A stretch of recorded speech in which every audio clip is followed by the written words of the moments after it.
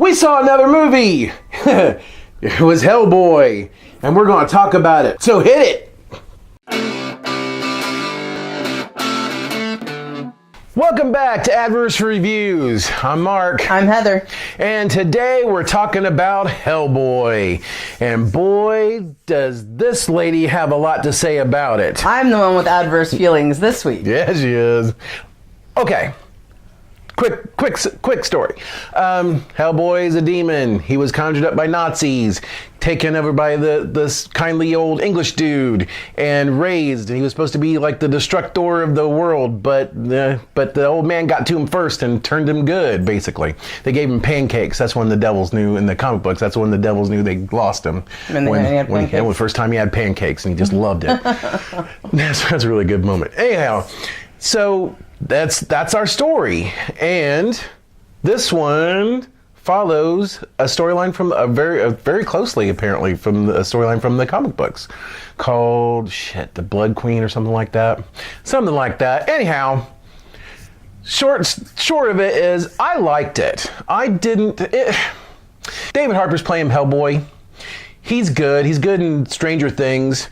He's good. He's good. He's kind of yelling a lot. He yells a lot. There's a lot of yelling. He does a lot of yell acting in this. A lot of yell acting. Wouldn't you say? I mean, he's a demon, so that was kind of to be expected. But Ron Perlman didn't yell act a lot. He just kind of growl laughed. He growl act. Yeah, he growl acted. But, I mean, Ian McShane's in it. He's good, but Ian McShane's always good. I've never seen him give a bad performance. You never hear anybody go, Ian McShane. He phoned it in. He sucks. No. Other people. Daniel Day Kim from Lost. He's in it.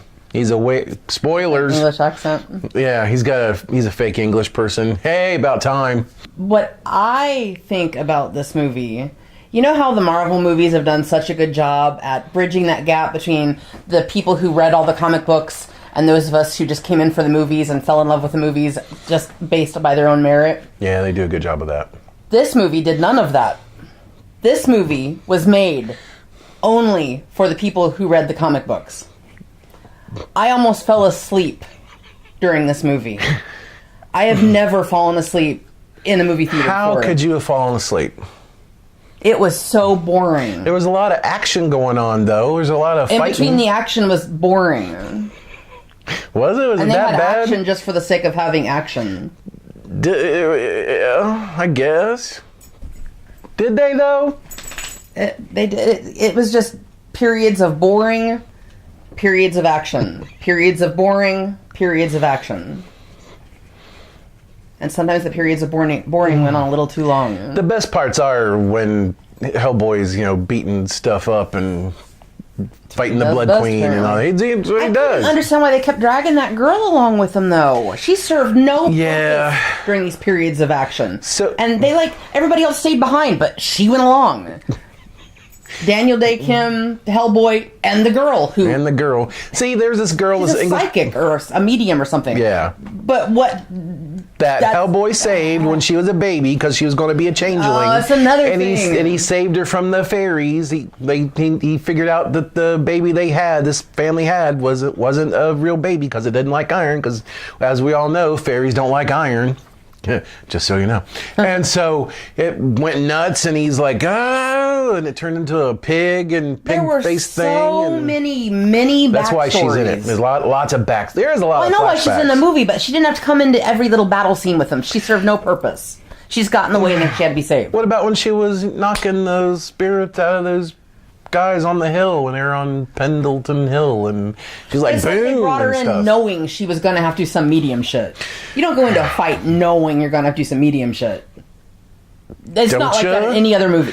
But, I mean, think about it. You're with a demon man and a were-leopard. They don't know he's a were-leopard. Well, they don't know he's a were-leopard, but the whole thing is... Spoiler warning. I know.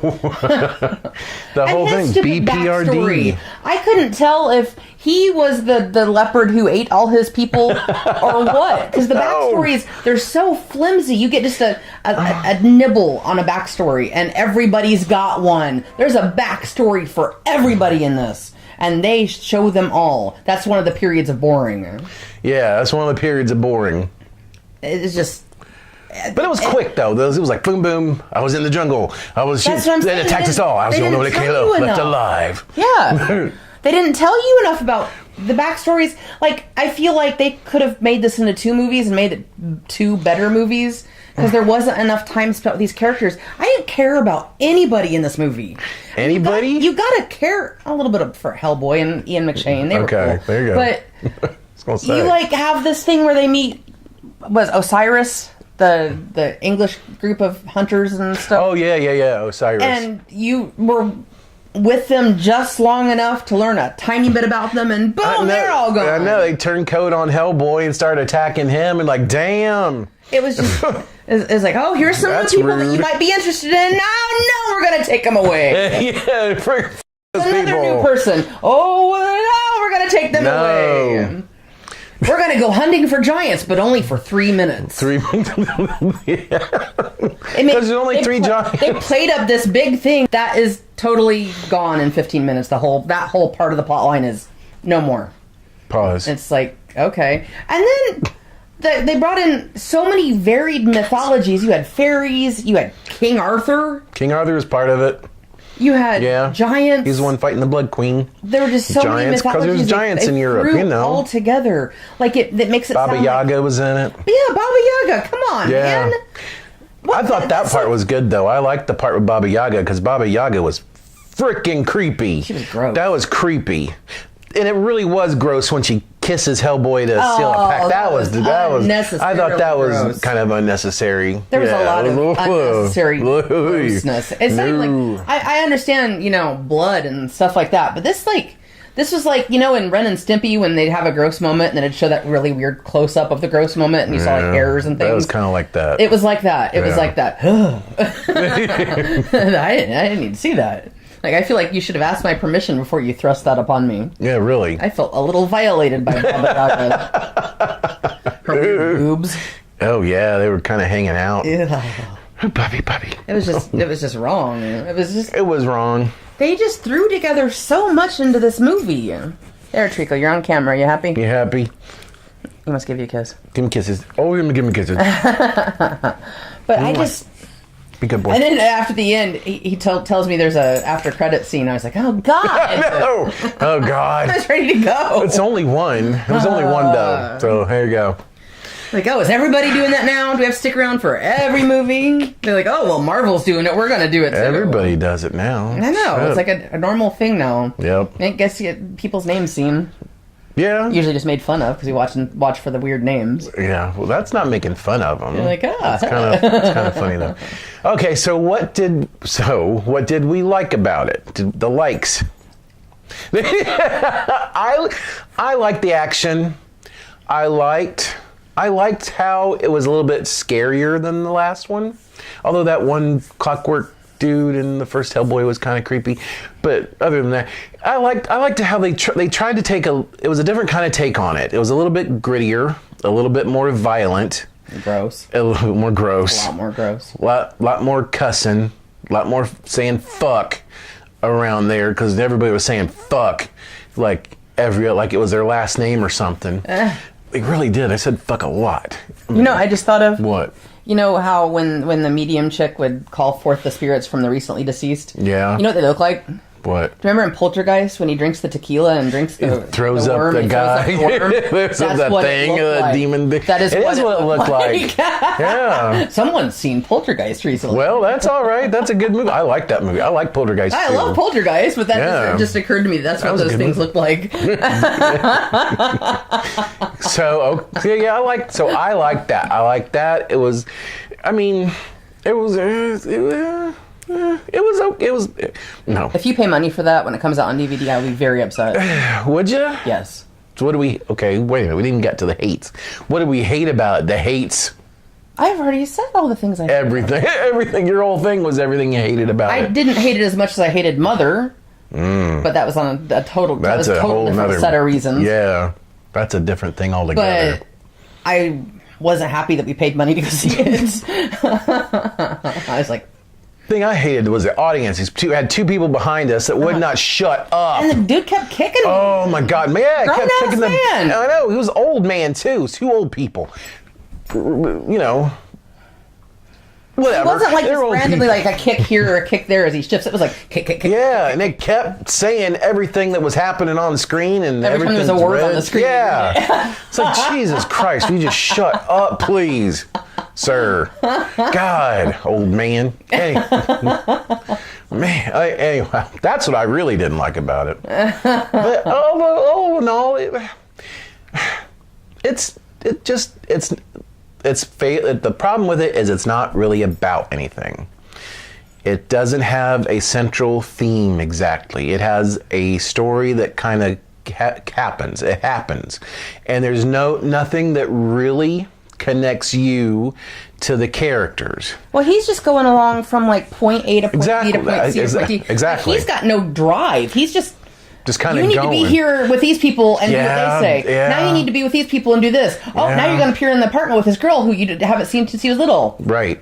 He was just like a ship adrift at sea. It's just everything's just kind of happening like Ian to McShane him. knew what was going on or something, but he wasn't telling him. He was just like he said, "I'm a weapon." That's what he was. He was a weapon. Yeah, and that's all right. Not for him, it's not. But I mean, for the audience, you need a little bit something more to connect to connect you to it. You at least need to be privy to what's going on. Right. Not wait to the end of the movie like, oh, that's what this is about. Yeah. A little late by now, hour and a half into the movie. But still, I thought it was fair. I thought it was enjoyable. It's not the worst movie I've seen this year. No, not the worst. With the exception of maybe two actors in it, you were very aware that they were acting. Yeah. You couldn't there was no need for suspension of disbelief because it was like watching a bad community theater production, with the exception of two actors. Yeah. You were very aware that they were delivering lines. Yeah. And I thought that just takes me out of it. Really? Well, that happens. You got to be able to lose yourself in a movie. That's the whole purpose of it. That's the Golden age of Hollywood. That's why Hollywood boomed, because they were going through the Great Depression and stuff, and this was their escape from reality. If you can't escape your reality, you can't be watching a movie going, they're just reading lines. That's not fun. No. But all in all, so how many volcanoes would you give it? None.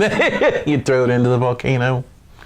It doesn't deserve a volcano. It doesn't deserve a volcano? Maybe one volcano. One volcano. Makeup was, and special effects were really good. They were really good. David Harbour looked really good. Looking at it from a technological Oscar nomination standpoint, not from it's definitely. It's not going to get nominated the Oscars. Acting, no. But I'm saying, oh hell no. Most movies we watch, they get nominated for like cinematography, makeup, costume. Yeah. Those are movies we watch get nominated for those kind of things. This is one of those kind of things where it's like, well, the makeup and special effects was really good. Yeah. That's about it. I'd probably give it maybe two volcanoes. It's okay. It's something to see if you got nothing else better to see. Part of me was thinking, man, we should have went and saw Shazam again, because that's still really good. This was no Shazam. There wasn't no Shazam. No. But 1 week and 5 days till we see Endgame. Yeah. Oh my God, I'm so excited. Yeah. Mm-hmm. Oh, I can't wait. Oh my God, I can't wait for that. That'll be awesome. Yes. Yes, it will. All right. So, he's a puppy. We knew when we went into doing a movie review every week, we were going to run into some that we weren't that fond of. Yeah, you can't help that. There's going to be weeks where there's nothing. We're going to see some crappy kids movie or something. Yeah, well, yeah. We'll be like, oh man, we got to go see Trolls or whatever. God, I Ugly hope Dolls. not. Ugly Dolls. Oh God, the Ugly Doll movie. Christ, there's no. I don't know about that. I don't know. Maybe. We might have to. We'll find out. I guess we'll find out. Season, we're gonna run into like a couple duds. So have you seen HellBoy? Do you know what the storyline is? Because if you do, clue me in down below in the comments, because I'd really like to know more about this. It was interesting, and there's obviously a ton of backstory that I don't know that probably Somebody out there does. Very small percentage of people know. So if you're one of those people, talk to me down in the comments, and please. Give me a thumbs up, Share this with your buddies, because it can't hurt. Oh, they'll love this shit. God, what am I saying? Sell it, Mark. Christ. Sell your effervescent personality. Yeah, I'm effervescent and shit. and hit that subscribe and hit that notification bell, because you'll get notifications every week in your inbox and all that kind of crap and algorithms and whatnot. And I'll see you next time.